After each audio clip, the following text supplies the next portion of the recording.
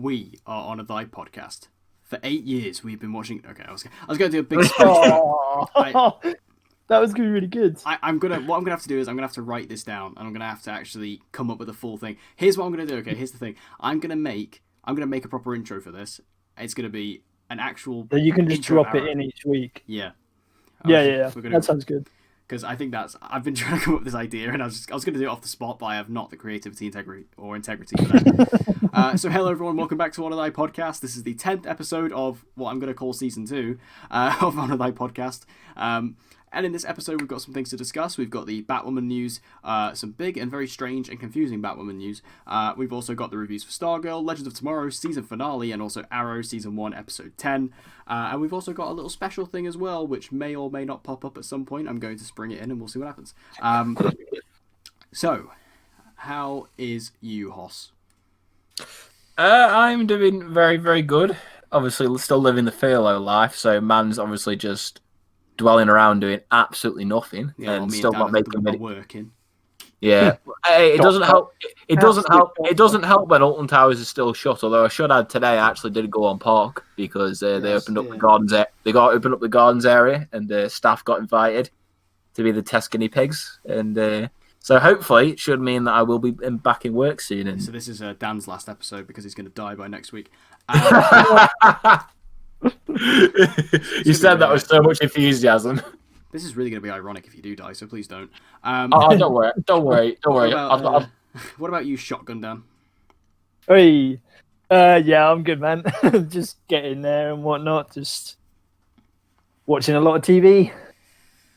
Yep, all still living in the lockdown life. A second wave is coming, and we're prepared for it. As Boris says. Oh my god. So I'm staying alert. That's what I'm doing. Yeah, we're staying alert. We're controlling the virus. It's all good. So let's kick off with the Batwoman news. Obviously, this news broke the other day. We found out this sort of follows on from the news that Ruby Rose has departed the series, and now it was kind of inferred that perhaps they were going to recast the role of Kate Kane. But apparently not. Apparently, the CW is looking to cast a brand new character to take up the mantle of Batwoman. A casting description was leaked from a pretty well-known casting site. This was specifically asked by people on the site to not leak this, but it still got out. It still leaks. If you tell people not to do something... Great job, guys. Great job. If you tell people not to do something, they're going to do it. Take the British government, for example, telling people in Britain not to go outside. You're just going to encourage it more. I was just about to say that. Yeah, like literally. Well done. Yeah. So this casting description, I'll just read it off first quickly, and then we can discuss it. So this is casting descriptions for a character called Ryan Wilder, and it's important to note as well, just with all these Arrowverse casting descriptions, this won't be the name for the character. This is just a placeholder name. So Ryan Wilder, female, mid to late 20s, any ethnicity. Ryan Wilder is about to become Batwoman. She's likable, messy, a little goofy, and untamed. She's also nothing like Kate Kane, the woman who wore the Batsuit before her. With no one in her life to keep her on track, Ryan spent years as a drug runner, dodging the GCPD and masking her pain with bad habits. Today, reformed and sober, Ryan lives in her van with a plant. A girl who would steal milk for an alley cat and could also kill you with her bare hands, Ryan is the most dangerous type of fighter, highly skilled and widely undisciplined. An out lesbian, athletic, raw, passionate, and fallible, and very much not your stereotypical all-American hero. So that's the casting description, that's the details of the character. Very interesting in here that they note that she, and I quote, she's also nothing like Kate Kane, end quote. So this has caused a lot of uproar online. There's been a lot of opinions on this. Oh, God. I'll hand over to Shotgun Dan. You can kick us off. Thanks, mate. Yeah, I just think it's really bad idea, to be honest. I think it's just going to overcomplicate things, where basically season 2 is just going to be a reboot. With this new character, it completely, all the characters we've already got, their development was all linked to Kate. But now I can't see how they're going to introduce this new Batwoman to them. Sorry. How they're going to introduce this new Batwoman to them and how they're going to sort of make new relationships, because the whole point of Alice's being a villain was that she obviously doesn't like Kate, and that's why she's trying to take her down. But then why is she going to want to fight this new Batwoman? And I just feel like it's going to completely ruin some of the development they've got. And reading that cast description where you said, was it she's goofy or something like that? A little goofy, yeah. Yeah, like Batwoman just isn't that. Like Batwoman's trying to be basically Arrow, where it was kind of gritty and stuff like that. And then her being a bit goofy just seems really odd. Like we've got Barry and Supergirl who are both goofy, but that kind of suits their characters, where I don't think a goofy Batwoman just doesn't sound right. Yeah, I mean, I think that this casting, I'm kind of in two minds about it. Like, I think on the one hand, like, because I'm not going to judge it yet, because, you know, I want to give them the benefit of the doubt here. I just don't get the logic behind it. It's just a very strange choice. Like, on the one hand, I'm like, okay, well, this could present a really fresh dynamic for the show. This new character kind of being so wildly different to Kate, apparently, could be really interesting to see.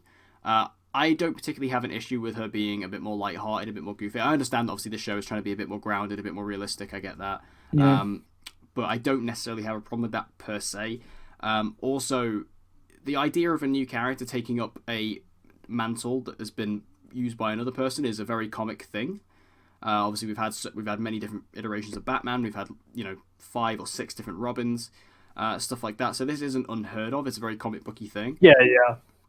And I think it is quite an easy way. I think, honestly, this is them. I think this could be more of a general audience thing where, because obviously there'll be a lot of confusion for people who don't follow the news. They start season 2 and all of a sudden there's a new person. Maybe this is them trying to write their way around that. But then, on the other hand, for Batwoman as a show, this almost just feels like a soft reboot, because every character on the show, except for, I guess, Luke Fox, is basically family or close enough to Kate Kane. Yeah, So exactly. To have this new character come in, where does that leave the other cast members? Because other than Luke Fox, who I'm pretty sure he would stick around. Yeah. I don't know. Like, I'm kind of worried for the other cast members a little bit, because I don't know if they're going to stick around, because what's going to be the point for them? Like, you've got because all the other characters, you've got like Kate's half sister, Kate's half mother, Kate's dad, Kate's ex-girlfriend, and then Kate's actual sister, who's the main villain. Like, so Kate's dad could stay in it, because obviously he's like the head of the Crows. Yeah. And the Crows aren't just going to sort of disappear. No. But the whole sort of thing... And I guess Sophie could as well, if we're going with that. Yeah, exactly. And then I'm guessing they're probably going to try and put the new Batwoman and Sophie together. That'll probably be a thing? I guess. Because then now we're not going to be able to put Sophie and Kate together, so... That's the thing. I don't even know if Sophie would stick around, because even if she is in the Crows still, which she is, I'm assuming. Like, still, it's still gonna be weird to focus on them, and it's still gonna be weird to focus on Jacob as much as they would do typically, because the reason why he gets such a big focus, obviously, because it's Kate's father. But if we've got this whole new character involved, he's just gonna be this. If this was a complete reboot, he'd just be like this typical. Military police force kind of leader guy. He wouldn't. He'd literally just be Quentin Lance from season 1 of Arrow. Yeah. Well, yeah, but with even less connection. The thing that they were going to try and had history. Yeah. Like what they were going to sort of do. Obviously, you could see them going down the same route as Quentin and Oliver, where eventually Kate would show her identity to her dad as Batwoman, and they'd obviously then start working together, because he's not going to shoot his daughter, is he? But like, where's that going to go down now? Like with this new Kate, she could show, or new Batwoman, sorry, she could show the police officer guy like who she is, but he's just gonna be like, wait, what? I don't know you. I don't care. Shoot on sight. It's such a weird. It's just I don't get the logic behind it, just because of how heavily the show is built around Kate as a character. Yeah, and. Sorry, and like another point is obviously with Ruby not being there anymore. She she won't be able to pass on the mantle. So how are they going to explain that? Like, I can't imagine that's my Ruby next, back. yeah, that's what I was gonna say. Like, what happens to They're Kate? not.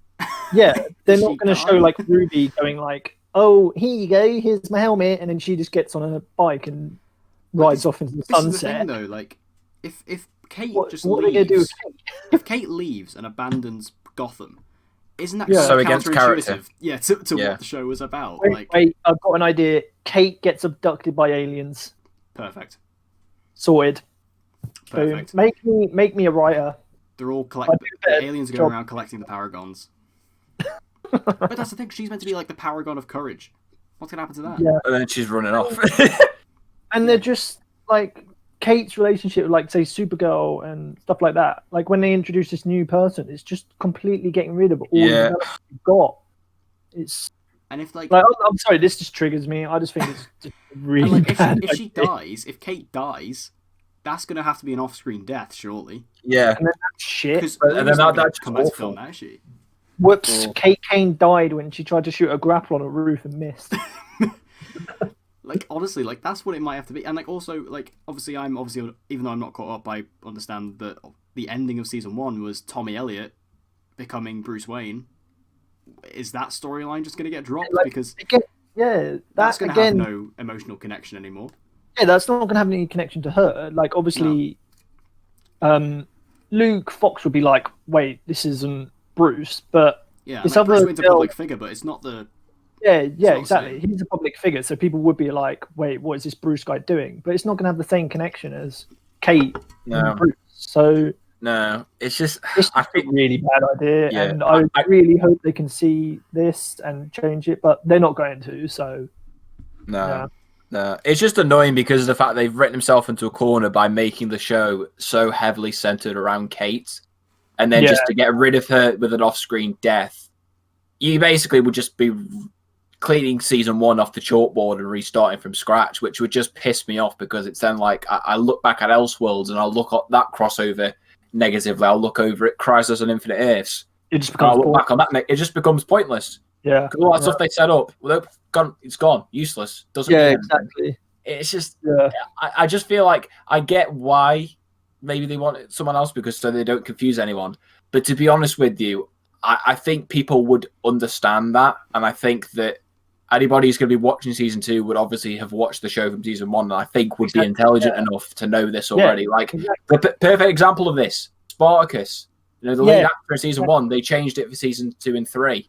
Nobody complained. Right. Nobody complained at all because everybody who watched the show was smart enough to know that this was the same character, just played by a different actor. I was sort of recently, I've been jumping on sort of the Wallace Day bandwagon for her to be Kate because I've been looking at it more and she looks so much like Alice. Like, I wouldn't even notice like the new character new actress wouldn't even bother me because it actually makes them look more like sort of sisters, doesn't it? So yeah, I just think it's a really bad idea. It's really, really quite dumb, and like I say, I don't hate it. Like, I think that I'm going to give him the benefit of the doubt. I just don't understand where this came from. Now, also, one thing I would like to bring up is that a lot of people have obviously jumped to conclusions with this, and I think as well, there is the potential, hear me out here, there is the potential and the chance that this was just a casting description where they would just, this could be completely anonymous. Obviously, this name isn't official. Yeah. Actually, no, because it says the difference, Kate Kane, doesn't it? Actually, Ignore me. Yeah. Ignore me. Also, my mate don't hear me out about it, and he said, like, what's this going to do for the crossover? Because obviously we're going to get Batwoman crossing over with Superman and Lois. So, like, what does it do then? Because Superman had that connection sort of with Kate in Crisis, didn't he? So, like, what's he going to do with this new character? I don't know. Absolutely no idea. Yeah, I think they're just really overcomplicating it. Just getting a new actress, and I'm pretty sure it will just sort itself out. Because, like you said, Dan, people are intelligent enough to just realize that this is what had to be done, and they're just going to go with it as long as the show's still good. Like, I don't see the problem.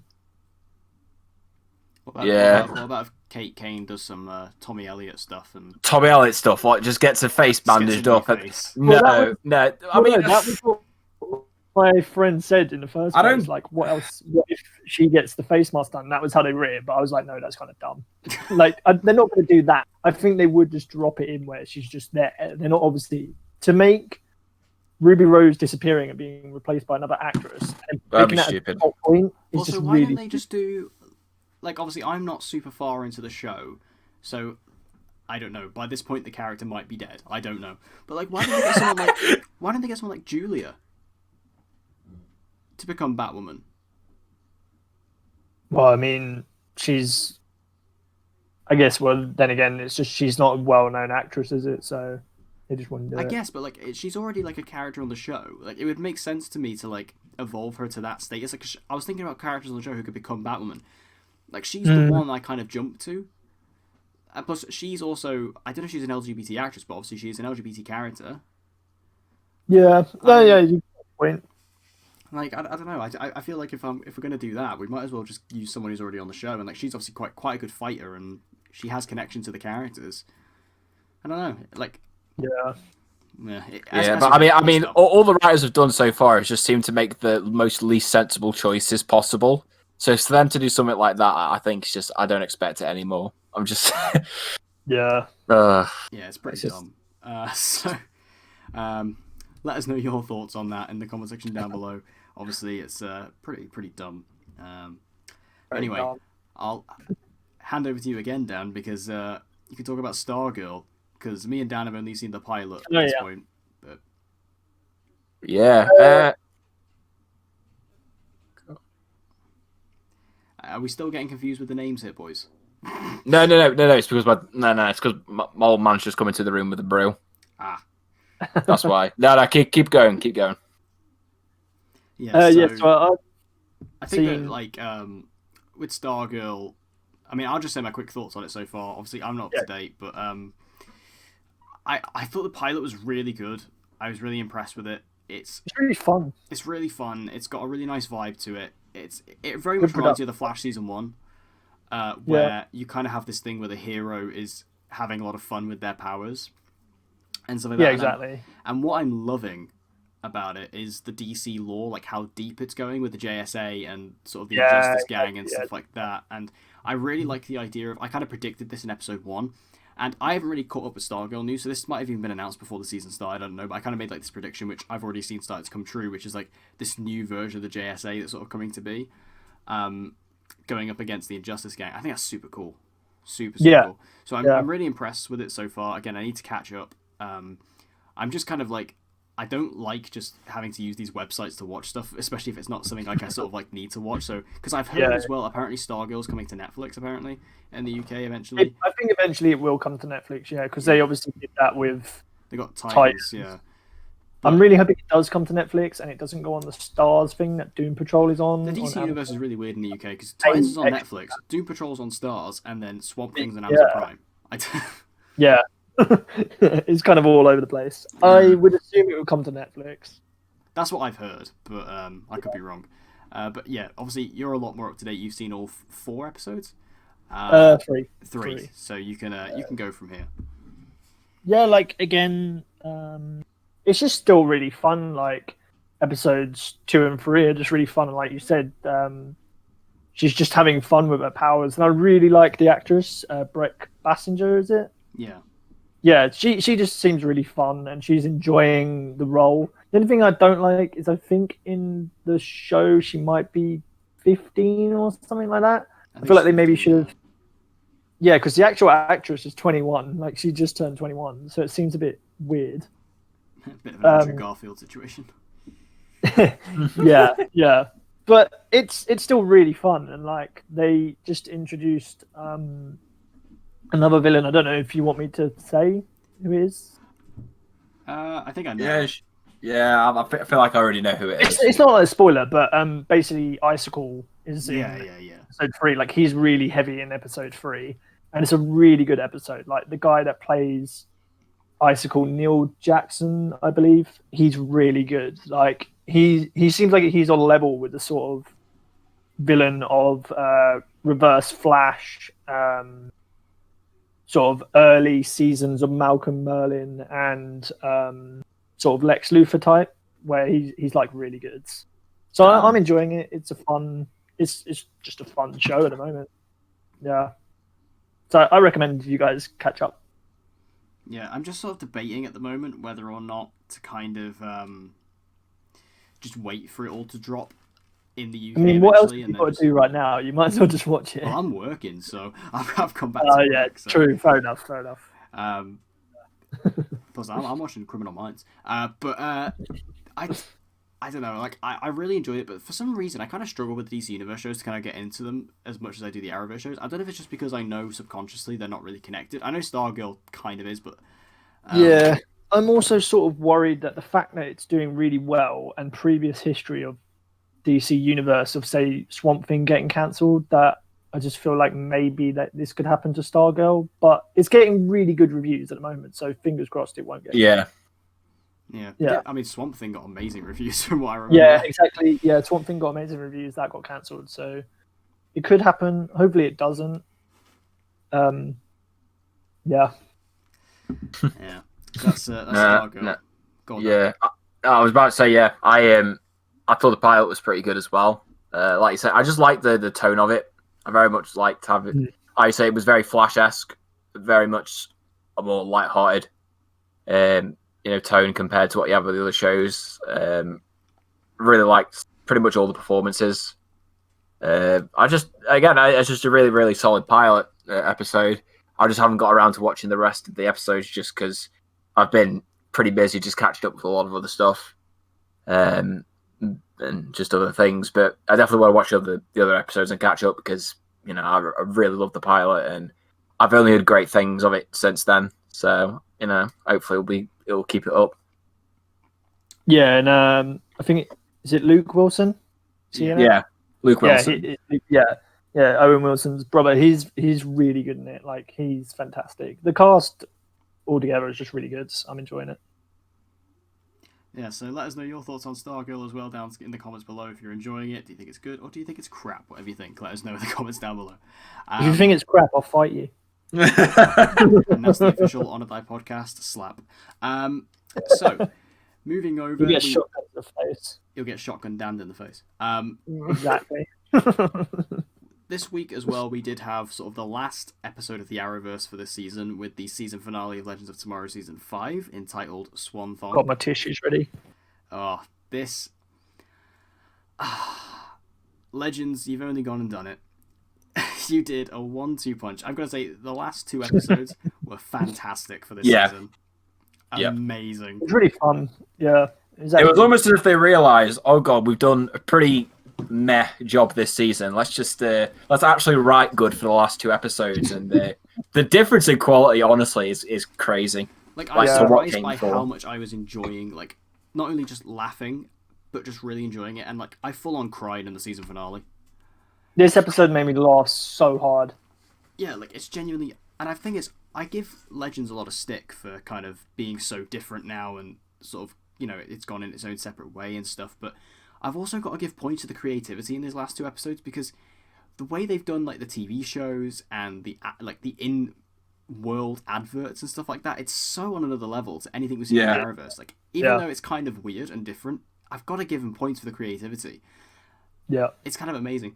Now, the only issue I had with I'm kind of focusing more on the last 2 episodes in general, more than the last one specifically, but this whole kind of reality that we were in, this like loom reality thing, does really break continuity with the Arrowverse, just because if this affects the whole world, which it does, then what's going on with the other characters? I think they can kind of get away with it because obviously none of the other shows are on the air, so they can get away with it. But it does kind of break continuity. It is kind of a bit of a weird one, but at the same time, I don't really care because I was having a great time with these episodes. I just thought it was so creative. It was funny. It was genuinely emotional. We got Zari 1.0 back, one of my all-time favorite characters. Like just we did have her back. We did, yeah. And that was where I cried my eyes out. Was when Zari left again. God, I love. I'm Zari disappointed in that because the development that Zari, the original one, got has now just sort of gone, and now we've got this new one where they're obviously going to develop with her again. So yeah, I don't know what their sort of reasoning was to kind of make number 2 stay. I guess it's because they want Berard to stay into future seasons, isn't it? Yeah, which I think is fine. Like, I think to switch to this new Zari, like I do like this new Zari. I think she's cool. I do prefer 1.0. Yeah. Just because I think Yeah, that I like character's a bit 1.0 more. better. I think she's a bit 2.0 cooler and a bit more interesting than this version. Because what I love about this episode as well is that we actually got like a flashback to Berhard's death. Like we've never seen that before. Yeah. Like we actually got to see like that dystopian future. They actually mentioned Argus, which like I was like, oh my god, Arrow vibes. So when I mentioned Argus, I wanted to cry. But like we get to see that, and that was really cool. And obviously we had that thing where like because Zari 1.0 is around, that's kind of messing with the timeline. So Berhard is also kind of dying at the same time. Yeah, it was the whole sort of 2 versions of Alice, wasn't it? Yeah. Batwoman. Yeah, it's kind of interesting that they went down that route, especially. I mean, I don't really know if that entirely makes sense, but I will kind of roll with it. Yeah. Like the whole thing about the loom, it changes fate, not timelines. So I don't think that entirely makes sense, but anyway, whatever. With Legends, let's just roll with it. Yeah. I mean, the thing that kind of really knocked this episode just into the next level is the fight scene against the Encores, where we have famous trash artist Cisco and the song. Oh, it's not trash. Shut your mouth. No, it's not trash. This song, I have to say, I'd never heard of this song before. What? But when I heard it in this episode, I have not stopped listening to it. And where did you find this guy? I don't know. Did you find him in like a hole? Or like frozen in ice? Well, I am often referred to as Megatron. But I mean, this fight scene was just insane. Like it was so funny. It's so funny. I mean, it's very reminiscent to me of the season 3 episode Return of the Mac, which is one of my favorite all-time episodes. Where you just have an incredibly fun, iconic song just playing throughout a fight scene. It's brilliant. Like only Legends can get away with this, and it's the way this fight is really well done as well, and really quite because the song isn't quite as like. The song didn't sound like I thought it was going to at all. Like it just wasn't what I thought it was going to be. All day. It's amazing. I literally thought it was going to be like super silly, like the song. Which it is silly. I mean, it is super silly, but it wasn't as silly as you thought it was going to be, given Legends this season. Yeah. And I'm talking about the song as well. Like I thought the song is silly, but I thought it was going to be like really over the top. But it's kind of not. Like it's kind of quite got like a cool beat. When it's going on with the fight scene, it actually fits really well. It's only when you listen to the lyrics where you're like, "Oh, this is brilliant." It makes making a sandwich and emptying your dishwasher like so much more fun. Basically, I was dancing in my kitchen like all day to this. And I just loved like bringing back the Encores for this final thing, especially because did they bring back Courtney Ford for this? She did. She actually came back. Got her head chopped off. Yeah, I was gonna say because it was like I was like, did they film this before she left or like what's going on? Because the fact that they brought her back as Marie Antoinette, I thought was really funny. Cool. Yeah. And then she gets her head chopped off and she's like, oh, not again. Yeah. Like she was really good, really funny. Amazing fight scene. Like Supergirl was it Backstreet Boys in their season or was it NSYNC? NSYNC, yeah. Oh, that was terrible. Yeah. I don't know. I quite enjoyed that scene, but obviously this Legends one was like miles way better. I didn't get the Supergirl one because it was so random. Yeah. It was really random in Supergirl, but it actually made sense in this one. Yeah, like in this, like it was all like revolved around it, but like, it was so weird to me that like in the Supergirl one, I completely forgot about that until you brought it up. So I kind of like erased that from my memory, but it's all flooding back now. Yeah. I mean, to be fair though, that was in like one of the best episodes of the season, so I'll let it go. But I mean, the other sort of big thing, there's 2 sort of big things to come for this episode, which is we have Charlie leave. So Maisie Richardson Seller is gone. She's left the show now. Mm-hmm. I'm sad to see Maisie go. I'm not sad to see Charlie go. No. It's a shame to see her go, but I think it's the right time. I'd never liked Charlie as a character at all. Yeah. So it's kind of like a Ramona situation where it's like, I'm just happy to see the back of it. I really think she should have left when Vixen left in season 3. That's when she should have left, yeah. or even if they wanted to do Charlie, just have her leave it in the last season. Yeah, I just feel like with Charlie, they just dragged her out way too much, and I just never really cared for her character. And even though she was a bit more of a focus in this season, I still just didn't care for her at all. So, yeah. I mean, it never really made any sense to me, her character, because it's kind of... They brought her in, and it was like, okay, so Amaya's gone, but we want to keep Maisie on the show, so we're going to bring in the shapeshifter character. So it doesn't have to be her, but she's going to look like Amaya, apparently, so here we go. They find some weird way to do that. And then in this season, they're like, oh, she's actually this god who has these long history with the fates and stuff like that. Yeah. It just felt like they just pulled it out their arse. I was like, what even is this? And Charlie, I've just never liked her as a character. Like, personality-wise, I never really enjoyed her. Her accent was so awful. This is like Lena Luthor levels. But like I say, and it's a shame, because I love Maisie and I loved Amaya as a character. I loved Amaya. But to see this Charlie character, I just never cared. So I'm not exactly sad that she's gone. And it makes sense for her to go here. Like, even though this story was completely pulled out of thin air, it is wrapped up, so it doesn't really make much sense for her to stay around. So, whatever. Any sort of ideas on who you think might replace her? Or if they will replace the people that have left? I mean, to be fair, I think with obviously getting rid of Zari and Charlie officially kind of makes room for... Because I think they got rid of quite a few legends, because they got rid of Ray as well. They were kind of trimming a lot of the fat this season. Obviously, because we have got Behrad now. Even though he's been in the whole season, obviously there was a lot of people on the team. There's Behrad, and I think they could maybe bring in someone new next season. Whether that's, a pre-existing Arrowverse character, I'm going to say probably not. I saw like a weird article that possibly Dreamer would come to Legend. Yeah, I saw that, but that's fake. That. Yeah, that's a load of bollocks, and I just don't think it would work either. No, I think she's I think it's a cool idea to bring her on, but she's way too integral to Supergirl, in my opinion, to take her away from that. Exactly. I'm trying to think, like, who could... If we're talking pre-existing...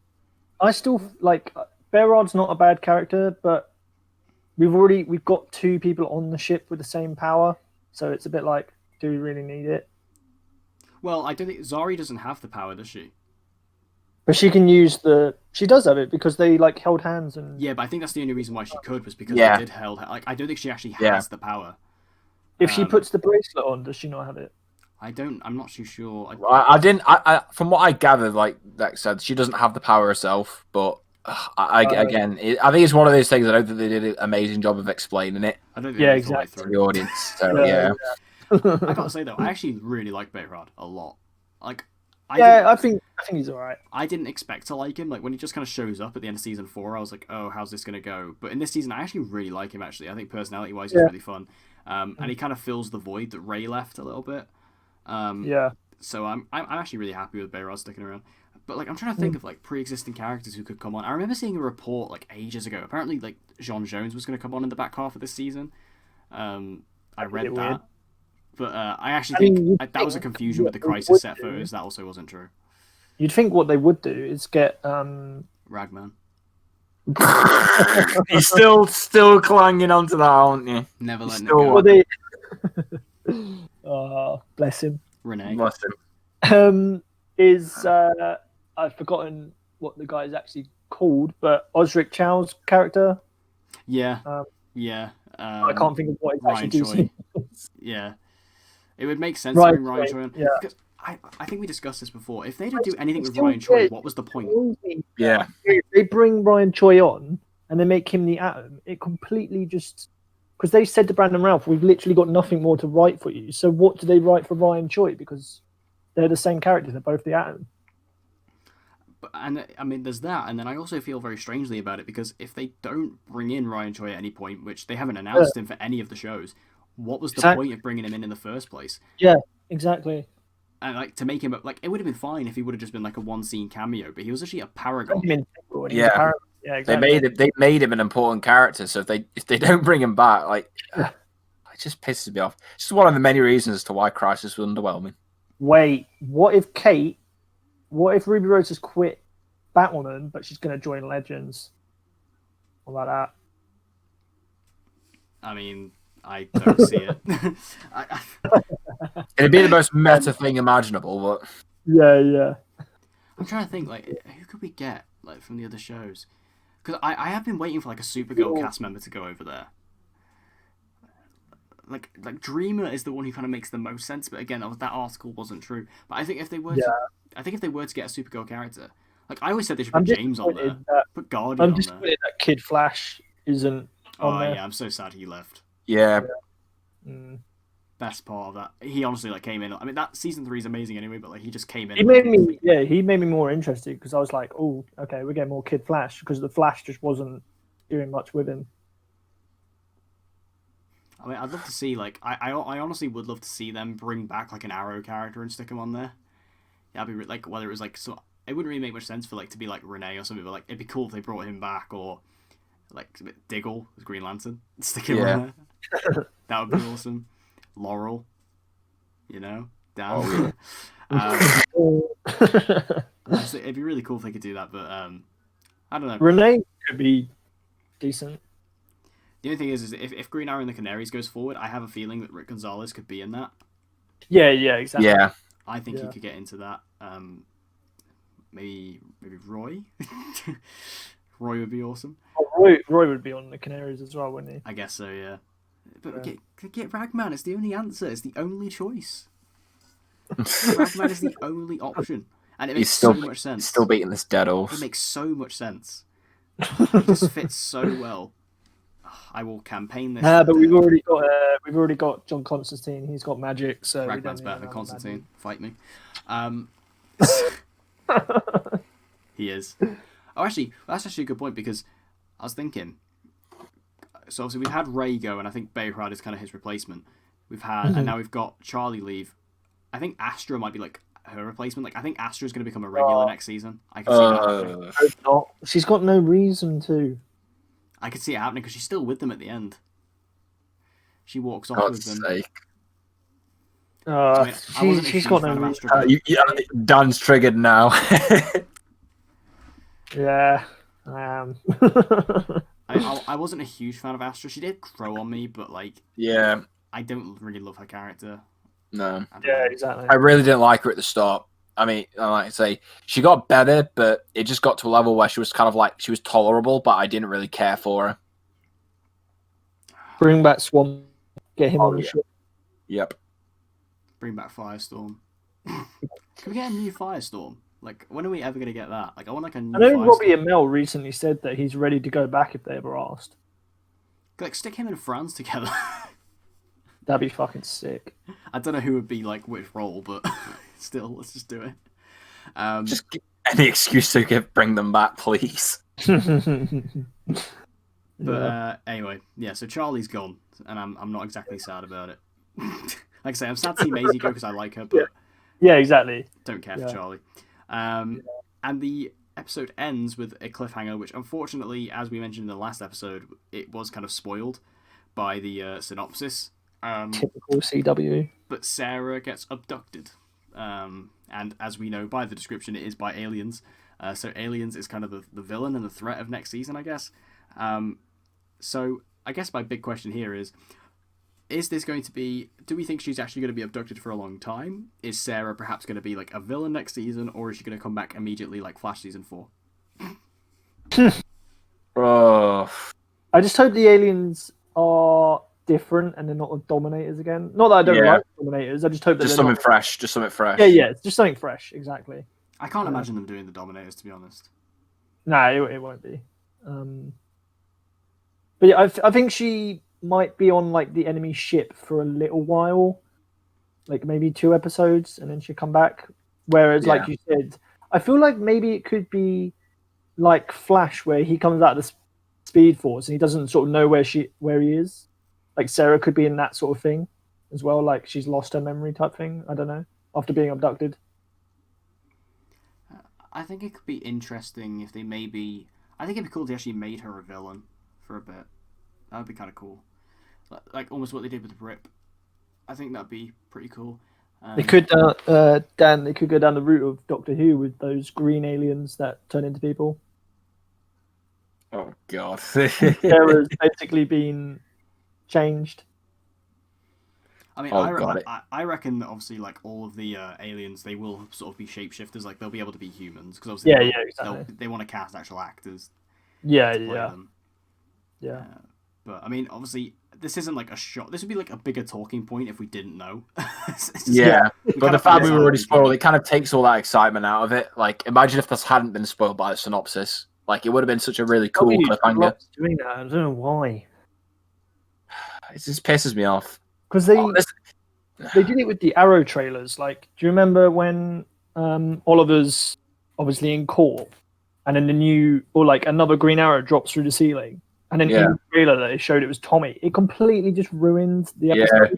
It's why a lot of the time now, just for a lot of things, I just tend not to read the synopsis or sometimes even watch promos anymore. Just because I don't do it. It gives away just so many things that would have been so cool if I just didn't know it before. Yeah. I know obviously why they do it, because they want to get in the ratings. When they see, oh look, Tommy's coming back, people will go, oh, I'll watch this episode. But it just also just spoils the surprise. Yeah, it's kind of annoying. CW is kind of ruthless for that, I think. Yeah, exactly. It's just one of those things that, like you say, they try and get people back, especially for like Arrow, because in season 6 the ratings were so low. Yeah, I think they're trying to like really get people back in. Like, oh look, Tommy's back, but at the same time, it was just like that. Cause imagine that would have been that reveal. He just pops in, like takes off the hood, and it's like my jaw would have dropped to the floor. Yeah, well. That's that. I'm trying to think. Didn't they like full on spoil a death at one point? I'm pretty sure they did at one point.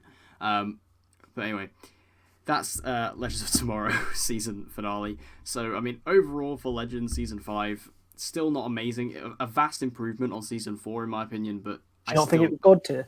No. It wasn't God tier like season 4. Like I say, I think it was a vast improvement, but still not amazing. Nowhere near the likes of season 2 or 3. Last 2 episodes saved it. The last 2 episodes did save it. Like I honestly like reflect positively on the season because of how strong the last 2 episodes were. Also, Deck, can you put a petition in the comments, please, to get Cisco as a season regular? Because I've just realised that's who I want to join the team now that Charlie and Being have left. Is Cisco to be a season regular so we can have more Fong Song? I wouldn't put it past Legends. Like imagine, like is he like a one-hit wonder? Is he just not doing anything anymore? Because if that's the case, can we pretty much? I'm guessing. Yeah, just get him on Legends. Why not? Yeah. Like he agreed to do the episode. Like he's actually in the episode. It's so funny. Like it's not even like a thing where like, oh, they just played the song. Like he's actually in the episode and performs it, and, like dances and stuff. I don't think he performed it. I'm pretty sure he probably lip synced, but defo lip sync. Yeah, But you know what I mean? Like he's there. Yeah. He's in the episode. Like he's actually in the credits, like Cisco. That is such an amazing cameo. I love it. It's Only legends. Okay, so let's move on to Arrow season 1, episode 10, which we were talking about that. We watched it like a week ago. I don't remember what the episode was called. I don't remember what happened in the episode because you then decided not to podcast for a week. It wasn't my fault. It wasn't my fault. It was your fault. Yep. Someone took my recording. Yeah, Deck, you didn't do an apology at the start of the video and to say why this episode is so late. Because someone in my family decided to take up my recording room without telling me. So when it came to me actually recording, and I walked in there was someone already in there, and I was like, oh, okay, well, I can't do this. And then I started work, and then it just kind of all snowballed. So what a crap excuse. Exactly. So we are now doing this a week late, but it's fine. So this episode, Burn, honestly, I kind of just think this should be really short because I honestly don't have anything to say about this episode. Like, and this isn't even just because it's been like a week, even because I've got my notes here, and these are the notes I wrote when I watched it. I've literally got 3 notes. Yeah. I've got 3. I've got nothing to say about this episode. Like, so this is honestly, I know we said back in, like, I think it was episode 6, I think we said that was the first filler episode of the show. I think this is even more fillery. This episode has nothing. Yeah. As much as I enjoy Laurel working with the Hood, it's just kind of it's kind of the start of that, and it isn't really anything new yet. Bringing in Firefly, like, yeah, cool villain. I like, obviously he's a pretty cool Batman villain. Bringing him in, They kind of wasted him though. Just like having him for this one episode, I was going to kill myself. Yeah. And I do enjoy like sort of the super realistic interpretation of him. Like I think that's really cool. Because Firefly, obviously, especially like I kind of think refer to like the Ark of Origins version where he's like flying around and stuff. Like this isn't he's actually like an ex-fireman who's like getting revenge on his old crew. Like that's pretty cool. I like that. Also, funny little thing is that obviously in this, one of the victims who gets killed by Firefly is Joanna's brother. And I'd just like to point out that the actress who plays Joanna actually went on to be on Chicago Fire. So she's actually currently on Chicago Fire, so that was a good trajectory for her career. But that's literally all I have to say about this episode, honestly. I'm giving it a 5 out of 10, and that's it. Did any of you notice when he got soaked in gasoline? I'm pretty sure in the next scene, when the guy was just about to like kill him, is that his suit was dry, or was that just me? I don't remember. I don't remember. To be fair, I wasn't really paying attention to it. Yeah, and I guess blame Deck for his lateness. Get the blame for everything on this show. That's what happens when happens when you're the leader. You get blamed for everything. You're not gonna be the leader for long, mate. I'm sure. Shotgun Nate is gonna take over this shit. I mean, just this episode for me, like, I honestly just have nothing to say about it. Like, it's such an uneventful episode. Like, nothing happens. It was pretty cool how we got a Walking Dead like crossover with Arrow. Like, it was nice of Dwight to sort of come over and come to Falling City for a little bit. That's the thing. I do like Firefly. I thought he was a cool villain. But he's just got, like, for a big villain like Firefly, that's like quite a big name. He is wasted, like Dan said. He is wasted. Yeah. I mean, his death's kind of silly. Like, he's literally just like, oh yeah, I'm just gonna go set myself on fire. It's like, oh, yeah. It's like, no, thanks, I'm already burned. I'm just gonna, just allow myself to die. That meme of guess I'll just die. Yeah. It was redone, wasn't it? Yeah. It's pretty much the perfect meme of me walking into 2020. That's basically what his death was. Yeah. I'm sorry. At least I got some enjoyment from that. Yeah, I'm gonna clip that and make that like a meme now. Just Oh, but no. Yeah, it was a pretty uneventful episode. It was definitely filler. I don't look back on it as negatively, simply because I don't think it bored me as much as the first part of the Huntress two-parter. I still like this episode more than that.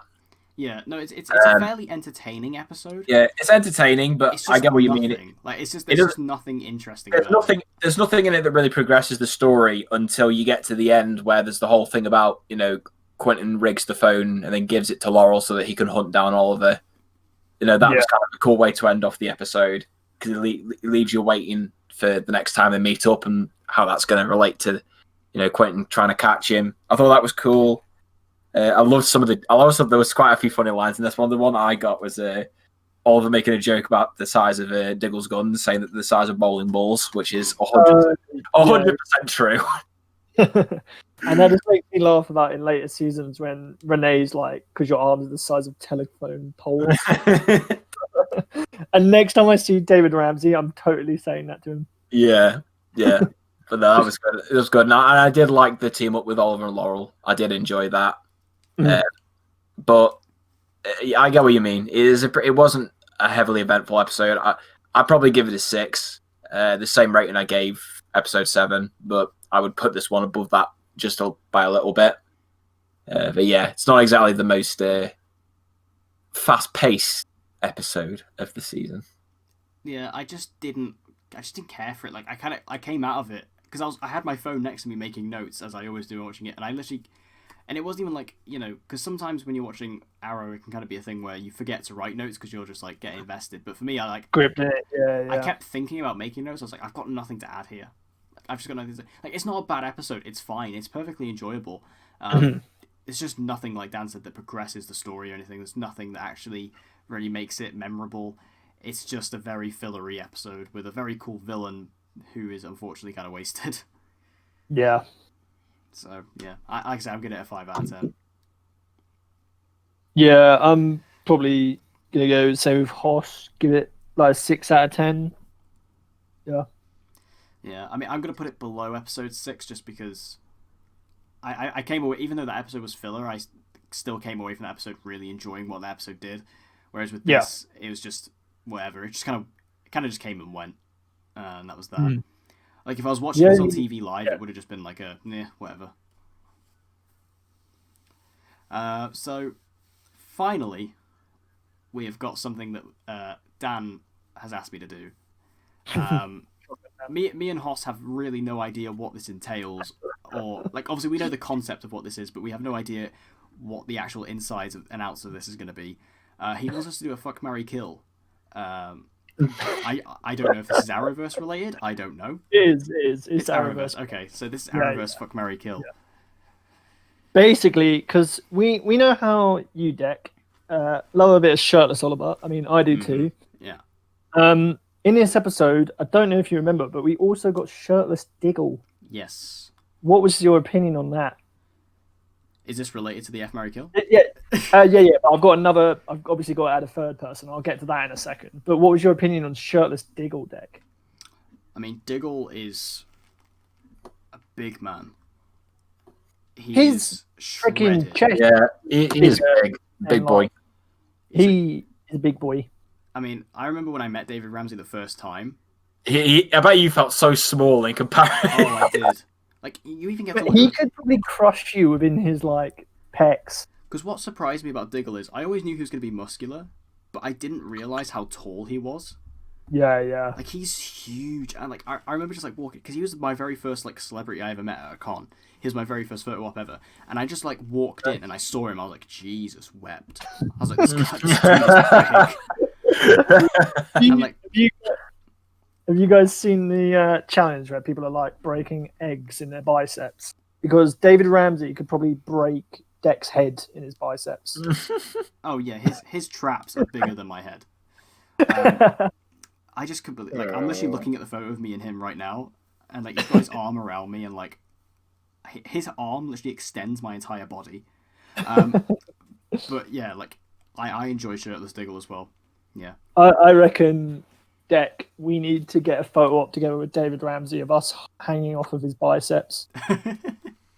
That would be legendary. That'd be amazing. You wouldn't even be the first. You wouldn't even be the first people probably to do that. I reckon somewhere out there is definitely a photo op of people doing the same thing. Yeah, I think I've seen them. And like me and my mate did the same sort of thing with bollocks. Who played Superman in Smallville? Tom Welling. Yeah, that's it. Tom Welling. Yeah, me and my mate got Tom Welling to put us in headlocks, which was pretty funny. Yeah, I mean, he is big, and I do appreciate him in this episode. I don't know if it's as interesting as Oliver's, just because Oliver's got all the scars and stuff like that, and the tattoos, which is interesting. It's cool to look at, you know. But I don't know. I think that Diggle, he's just so shredded. Like, have you ever seen those posters from, like, I think it was, like, season 2, where it's just, like, for some reason the CW released a bunch of shirtless posters. Granted, I really enjoy it. But, like, it's got... It's like, it's Oliver, Diggle, Roy, and Slade. Yeah. Oh, God. And you see Diggle's chest. Jesus. Yeah. It's no wonder people are gay, in it. Yeah. You brought, I think, is there something you want to tell us, Declan? I just appreciate Stephen's chest. You know? I honestly, Stephen is the motivation for me to work out. So, yeah, we had shirtless Diggle in this episode. We also had shirtless Oliver. He was back after having a bit of a break. What were you about that, Deck? I mean... Because I was happy. I missed it. So when it came back, I was like, you know, I felt in my comfort zone. I felt happy. I was like, okay, I can... Despite this episode being boring, at least I've got this. You know, at least I've got this. This really progresses the story. Exactly. This really progresses the plot of Oliver's chest progression. So I was really happy with that. And the final one to add for this fuck, marry, kill is in Legends, we got a shirtless Nate Hayward. What was your opinion on that, Deck? I was very jealous of Zari. I mean, I think that he's definitely not on the same level. But then at the same time, he can kind of counter that, given the fact that his skin is literally steel. He's got steel pecs, pecs of steel. He could literally knock out David Ramsey by touching him. So I don't know if that makes him automatically win. You know when Steel stops that train. That train's literally Diggle. Yes. But I don't know. Does that make him win automatically? Because he can literally just... Yeah. So the fuck, marry, kill is fuck, marry, kill, shirtless Oliver, shirtless Diggle, or shirtless Nate Hayward.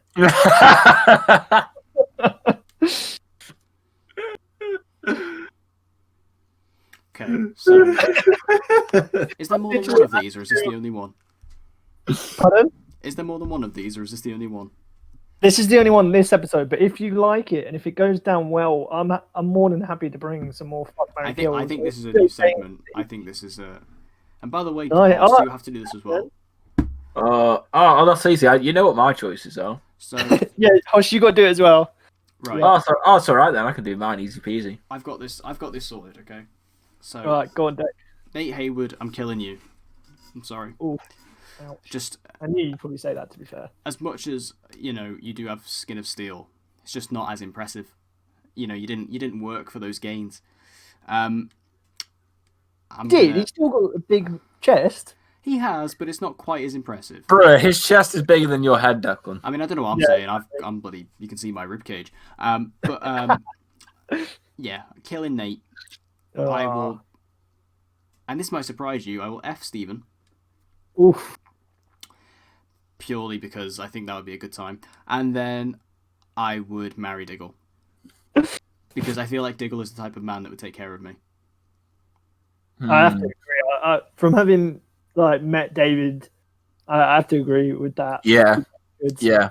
a very caring man, doesn't he? Yeah, he's kind of like the man you want in your life. God, I think that's what you need in any stable life. Whether you're a man or a woman, you need a David. He'd be a good big spoon, I reckon. Oh, he'd be a brilliant big spoon. Yeah. Yeah. I would have said the same, to be fair, for the exact same reasons. Mainly because, I look at Diggle and I think, I mean, he was Oliver's bodyguard. If he was married to me, he'd be the perfect bodyguard. Exactly. He's for those exact reasons. Yeah, I've got the same. It's kill Nate. Sorry, mate. Fuck Oliver, and then marry Diggle. Diggle's loyal, man. Even after his wife became Harbinger and full on just screwed everything up, he still was yeah, you're still my wife. And he went face to face with the Monitor. He's like, "Where's my wife?" And I was like, "Yes, Diggle." And now Diggle is a Green Lantern as well. He is a Green Lantern as well. That's a good point. He is a Green Lantern. Yeah. He can take. He's got everything. He's got everything. He does. Oliver's dead. What's he gonna give you? Afterlife. No, we're not going there. And fucking a dead body is a bit grim. I don't really go down that way. Yeah, I'm not really into that. Yeah. Whereas with Diggle, I mean, he can give you a Green Lantern ring, and you can fly around. You can go to space before Tom Cruise does. Diggle's just the instant winner, really. Yeah, I think so. Yeah. Right, well, I demand that you bring this back next week. With new choices. Next week, would you like me to do a fuck, marry, kill with the characters in the episode, or just a whole Arrowverse fuck, marry, kill where I could bring from any show? I'd say the whole Arrowverse. Just it opens up far more possibilities. Yeah. Okay, cool. I'll definitely do that. I'm glad that you guys liked it. Yeah, I think Declan certainly enjoyed it. Yeah, I think this is a perfect segment to end on. So we're gonna do this. So yeah, you can pick anyone you want from the history of the Arrowverse, no matter how big the character is, no matter what. Cool. Just go for it. Cool. Nice. Look forward to that next week, guys. And make sure you let us know in the comments, who would you F, marry, kill? Make sure you yes, definitely put it in the comments. Put it in the comments, and we will be very interested to hear your thoughts. You can attach a poll onto this, can't you, Deck? Yes, I can. Yeah, attach a poll. We see who the winner also is. put out a Twitter poll. So anyway, that brings this episode of Honor Thy Podcast to a close. We want to thank you guys for joining us once again. As I said, make sure you leave your thoughts of everything we discussed in the comments down below. It'll be very interesting to hear what you have to say on today's topics. And as always, I've been Deck. I have been Hoss. And I've been Shotgun Dan. And with all that said and all that done, we hope to see you guys again next time. Cheers.